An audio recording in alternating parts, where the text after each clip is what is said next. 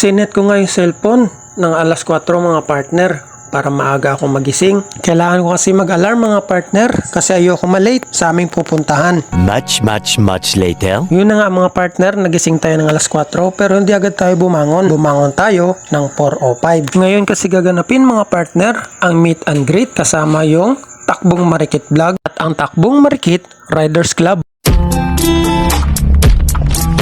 What's up mga partner? Jonella MTV po. Mga partner, maaga tayong gumising ngayon, maaga tayo nagbihis, maaga tayo nag-ayos kasi may pupuntahan tayo ngayon mga partner. Kasama ko pala ngayong araw ang aking mamsi. Nitong mga nakarang araw kasi mga partner ay puro nilang tayo biyahe, puro tayo trabaho, puro tayo deliver. Kaya ngayong araw, mag-chill ride muna tayo kasama ang aking mamsi. Kumuha na rin pala ako ng paborito kong gel para ilagay sa aking buhok.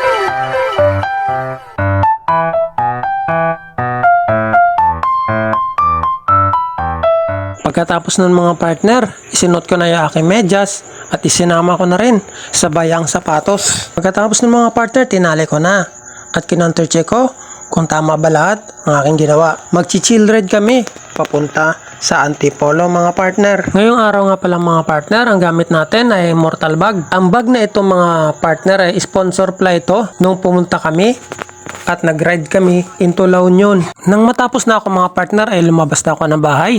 Pinuntahan ko si Motmot para painitin.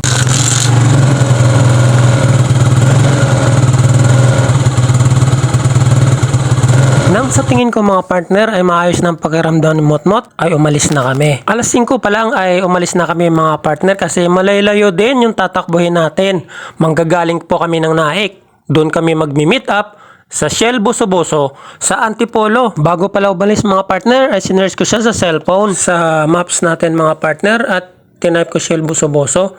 Nang lumabas mga partner ay ito mga partner ang nakita ko. 2 hours and 50 minutes mga partner. Sana 82 kilometer yung tatakbuhin namin mga partner.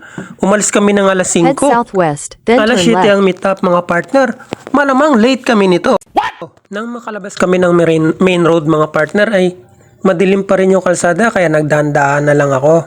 2 hours and 50 minutes mga partner ang tatakbuhin namin. 82 kilometer. Kaya minabuti pa na magpagas muna ako dito at syempre ipo-full tank natin to para tuloy-tuloy ang takbo natin.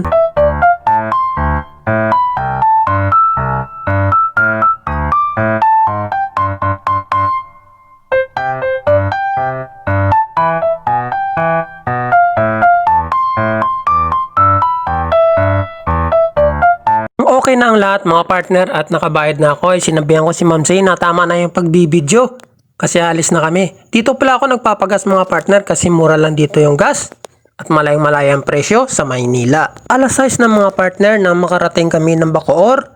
Medyo madilim-dilim pa mga partner. Hindi pa lumalabas at sumisilip si Haring Araw.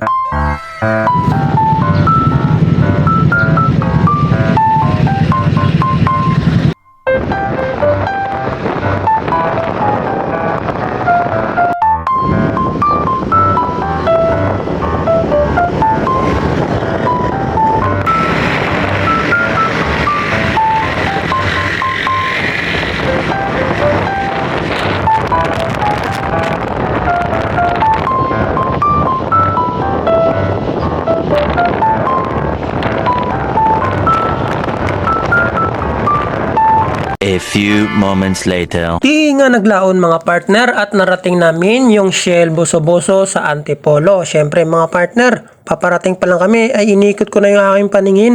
Hinanap ko yung ating mga tropa. Anong makita ko sila ay masayang masaya ako.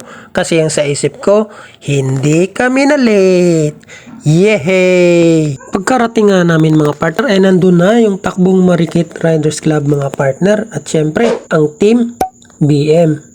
Hindi nagtagal mga partner ay nag-selfie kami, nag-meet and greet, nag-enjoy, nagpalitan ng sticker at syempre, natapos din ang isang araw. Hanggang sa susunod mga partner.